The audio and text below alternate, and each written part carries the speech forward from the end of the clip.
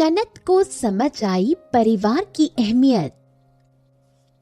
आज सुबह जब डाइनिंग टेबल पर पलक ने अपनी सास को चाय के लिए बैठे हुए नहीं देखा तो चाय लेकर सीधे उनके कमरे में चली गई। कमरे में जाते ही पलक ने देखा उसकी सास सोमा फोन पर अपनी बेटी अलका से बात कर रही थी। क्या हुआ बेटी, जब मैं कह रही हूं कि तुम बस यहाँ आ जाओ और अपनी सास से पूछने की कोई जरूरत नहीं है, तो तुम क्यों उनसे पूछना चाहती हो? तू बस कल यहाँ आ, बाकी मैं देख लूंगी। पलक चाय रखते हुए ये सब सुन रही थी। फोन रखते ही सोमा खुशी से पलक को बोली, सुना तुमने, कल अलका आ रही है, सब तैयारी कर दे, कुछ मीठा नमकीन सब बना देना, और बादाम है कि नहीं? अगर नहीं होंगे तो तुरंत आकाश को फोन कर दे, शाम को ऑफिस से आते हुए लेता आएगा।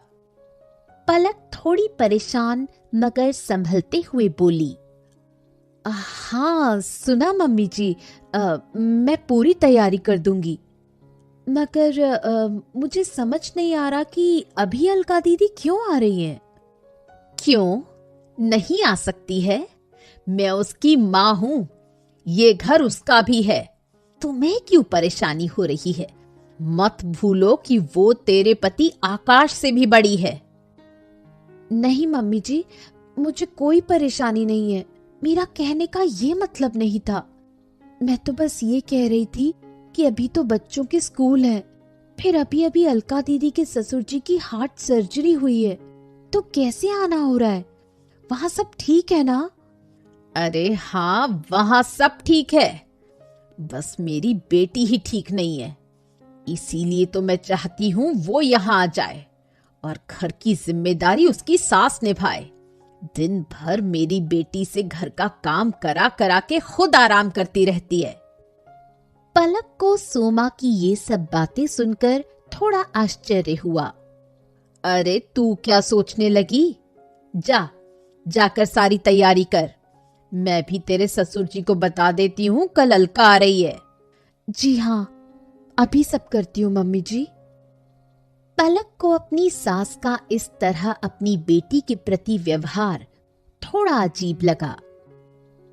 माफ कीजिएगा मम्मी जी, मगर आप तो ऐसे बिहेव कर रही हैं जैसे अलका दीदी पहली बार यहाँ आ रही है। अरे मैं तो बस खुश हूं कि मेरी बेटी आ रही है, आखिरकार उसको भी उस कैद से कुछ दिनों के लिए आजादी मिलेगी। यहाँ मैं उसका बहुत अच्छे से ख्याल रखूंगी। क्यों मम्मी जी, क्या अलका दीदी को उनके ससुराल में कोई परेशानी है?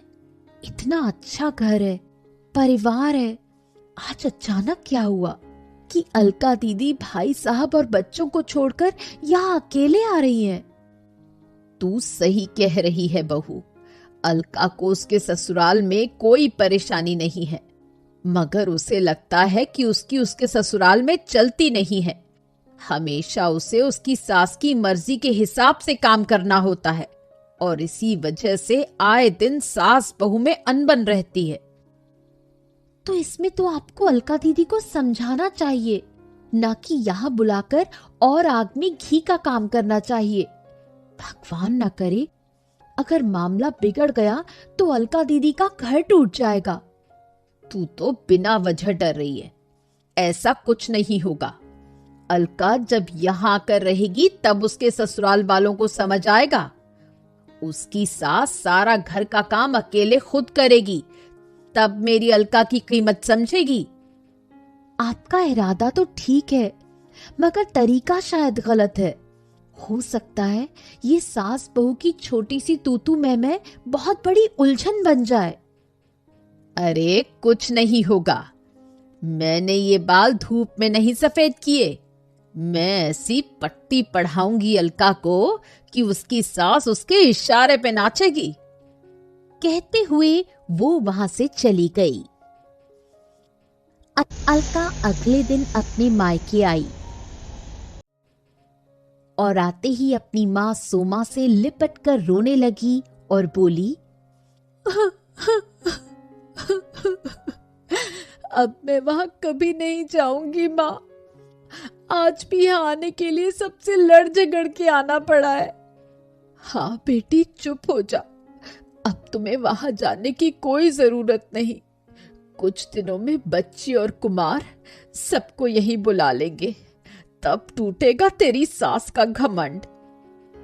पलक वहीं खड़ी थी, फिर सोमा से बोली, क्यों मम्मी जी, अब आप अपनी बेटी से बात ही करेंगी या खाना भी बनाएंगी?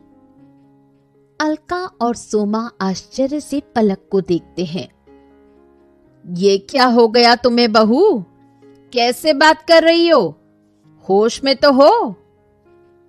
नहीं मम्मी जी, आज ही होश आया है अलका दीदी को देखकर कि मैं भी तो बिल्कुल इन्हीं के जैसे सारा दिन बस घर परिवार बच्चे सास ससुर इन्हीं में बिजी रहती हूँ। मुझे भी आराम कहाँ मिलता है। ये क्या कह रही हो भाभी? तुम नहीं करोगी तो कौन करेगा? मेरे मम्मी पापा और भाई, इन सब का ख्याल तुम्हें ही तो रखना है। फिर तुम्हें किस बात की परेशानी है? यहाँ पूरी आजादी तो देते हैं सब। कैसी आजादी? कहीं भी जाती हूँ मम्मी जी की परमिशन लेनी पड़ती है। कभी नाश्ता खाना या दवाइयों में लेट हो जाए तो मम्मी जी की डांट खानी पड़ती है।